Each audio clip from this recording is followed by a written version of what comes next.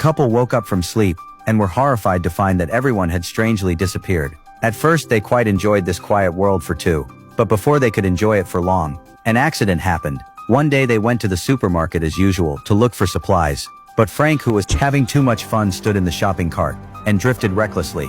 Unexpectedly, the shopping cart tipped over, and Frank's arm was cut open by the fall. Anna was terrified, quickly bandaged his wound, and warned Frank never to do that again. But Frank explained that it was just normal fun.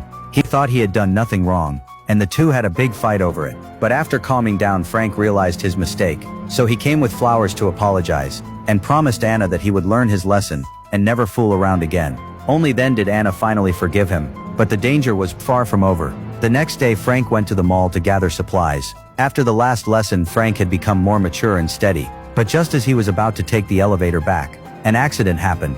A strange crisp sound came from the elevator door as it was closing. Frank instantly realized something was wrong, but it was already too late. The elevator had malfunctioned due to lack of maintenance, trapping him inside. No matter how hard he pounded on the elevator door, it was useless. Just as Frank thought he would be trapped in the elevator forever, the door suddenly opened on its own. It turned out to be a false alarm, but it had still scared him badly. After this incident, the two realized that this life was not as wonderful as they had imagined. In the following days, the two wandered around the island every day. They discovered that the entire city ran on thermal power, which could continue to supply electricity for many years, even without maintenance, but other infrastructure had to rely on manual maintenance. The next day Anna got up to brush her teeth, but when she turned on the faucet, she found the water had stopped. Anna immediately realized the seriousness of the situation. Without water they would not last long. Besides, the food in the supermarket was about to expire, and there were hardly any fruits or vegetables left. If they relied only on frozen food to fill their stomachs, they would surely develop health problems in the long run. To find a way out, the two drove to a farther place, but after searching for most of the day, they only found the wreckage of an airplane on the outskirts. Unwilling to just sit around and wait, they continued on, planning to find another way. This time they took a different route, driving along a more remote outskirts. But as they drove, Frank suddenly noticed a house in such a remote place. Seeing that it was getting dark, the two decided to stay there for the night. When they went inside, they found it as dilapidated as the city. No signs of anyone living there. Frank planned to gather some wood to keep warm, but just then an old man appeared in the distance. Frank was overjoyed. The old man also stood frozen in disbelief. Then they helped him into the house. After asking, they learned that after that night, the old man could not find anyone else in the city, so he had returned to his hometown alone.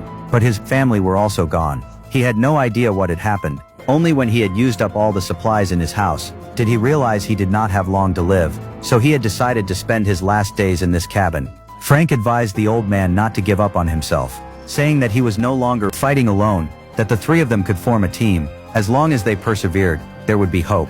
Maybe they could even find other people.